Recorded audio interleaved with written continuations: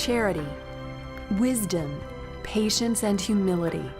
Each year, the YMCA of the Kanawha Valley attributes the admonition of St. Francis to an individual in the valley whose life personifies the spirit of giving.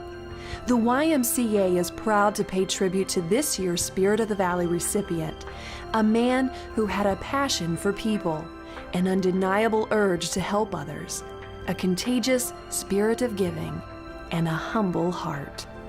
Mr. John Wells, Jr. Or for those of us who really knew John, John Pumpkin Wells, Jr.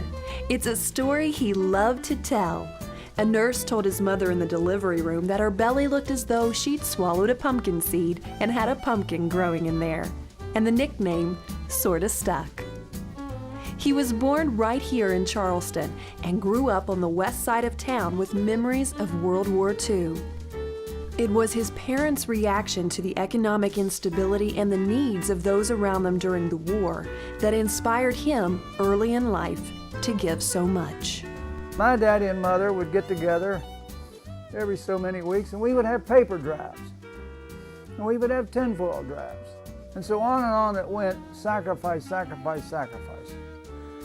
And I grew up in an atmosphere of personal service to others, along with the personal service of my own mother and my father, who were great servants in this community.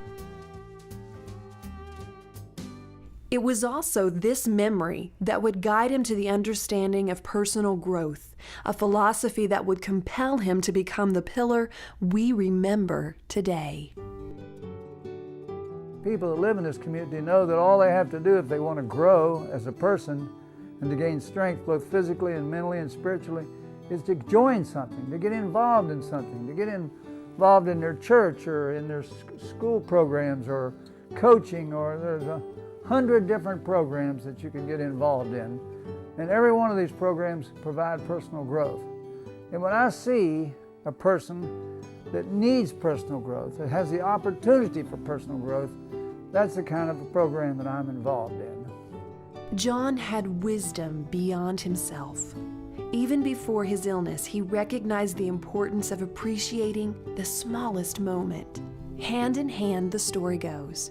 John, walking with his daughter to his right and his son on his left, had taken his two oldest children on a camping trip. As they walked along the water, John suddenly stopped.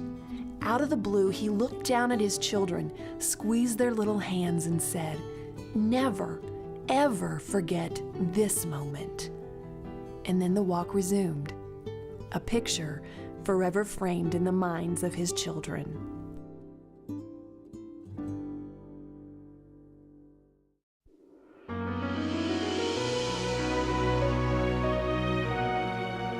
But we wouldn't want to miss John's big moments either, like when he finally got the love of his life to agree to marry him. Katie and John attended Stonewall Jackson High School together. Katie smiles as she explains that she never paid much attention to John, but he sure did have a crush on her. She was a majorette, and even though he played football, he was quiet and rather unknown. A nobody, she laughs.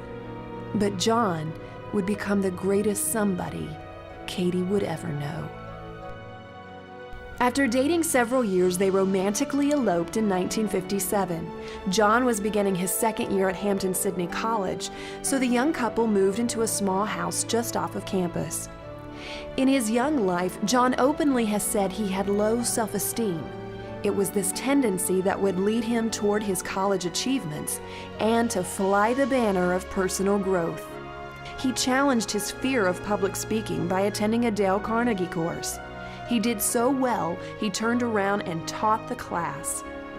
His children say it seemed like if he got involved in something, he ended up chairing it. He said to me once that his wife asked him, "Why do you do all this?" And he thought, and he said, "It's because I have to."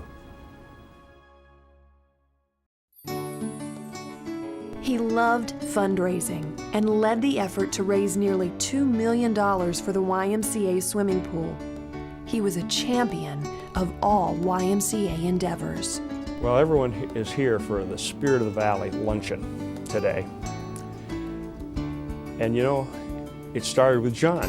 Dave Lanham and I and John met at Bob Garner's house, and we sat down and tried to figure what could we do that would really build the community and help the YMCA. And we kept sitting around and came up with this idea of Spirit of the Valley. And John was the one that really got the whole thing going. But the YMCA wasn't the only organization to benefit from John's personal growth goals. He was instrumental in the efforts of the United Way, the Greater Kanawha Valley Foundation, the Charleston Urban Renewal Authority, and was known for his most recent involvement with the Thomas Memorial Hospital Foundation. His devotion to the Boy Scouts of America earned him the Silver Beaver Award. He was so well known for his charitable enthusiasm that he was even recognized by the President of the United States. But maybe one of John's greatest personal accomplishments was his success in business. After college, John and Katie returned to Charleston, where John fulfilled a dream, following his father's footsteps in the furniture business. The furniture store, Kyle Furniture, had been John's grandfather's, R.H. Kyle. It was from R.H. that John received his gift of spontaneity and passion for life. It was at the Kyle store where he would learn the many roles of business. He did it all, from sweeping the floor to making the sale. And in 1994, he would achieve yet another goal, opening his own business.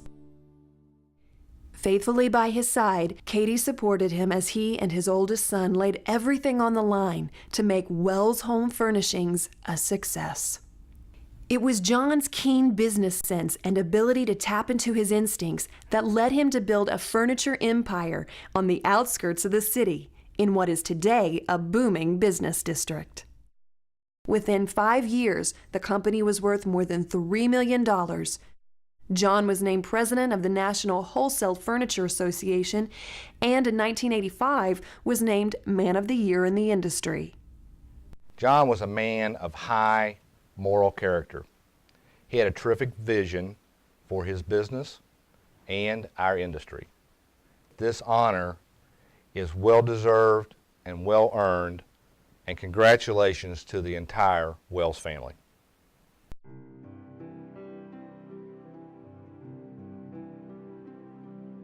Though we can get distracted at times, ultimately it is our spouse and our children who are most important in life.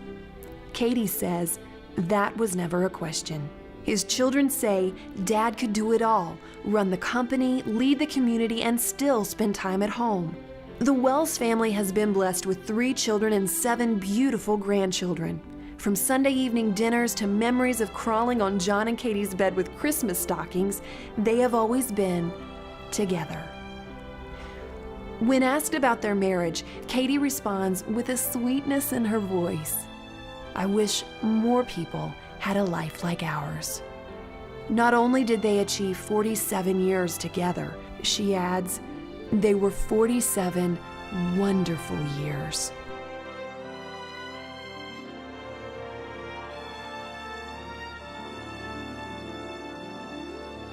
Before our dear friend passed away, we had the honor of sharing with him the knowledge that he would receive this award.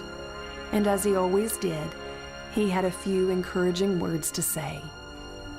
I was totally overwhelmed with the announcement that I was receiving the Spirit of the Valley Award for this year. All my life I have looked forward to serving others, to helping people, and to doing the best that I could at all times. But I also know in my heart of hearts that even with all of that, there are people that do a better job and have done far more in this community than myself, and I am humbled by your award and by this recognition. And this is what I would like to do today in closing, is challenge you to grow. Challenge you to live like I've lived and to gain like I've gained. And I thank you for this award. I thank you for your love and your compassion. And just want you to know that I do appreciate it, and my family appreciates it. Thank you. We could say many things about this man whose life has touched so many in our valley. He had a tremendous ability to convey his passion and make everyone else feel it. He had such a wonderful sense of humor and storytelling. Jokes would just roll off his tongue. But maybe what's most impressive about this man who lived in complete awe of life was his humility. When you do so much and become so much, but don't take credit for it, that's the pinnacle. And no one was more humble or shied away from recognition more than John Wells Jr. It is this success that we admire. May we heed the challenge he has set before us. May we live like John did, in awe of the life we have.